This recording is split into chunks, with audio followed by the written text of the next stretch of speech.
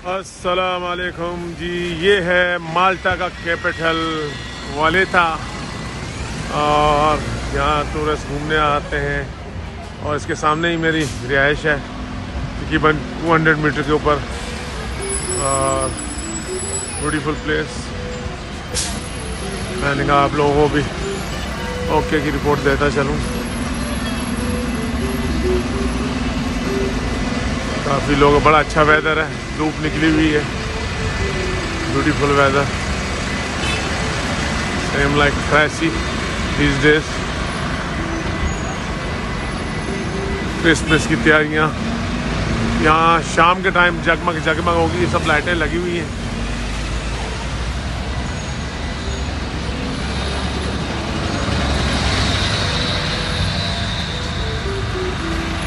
चीज़ें होता तो ब्लॉग बनाता, मैंने कहा आपको वीडियो दिखाता चलो।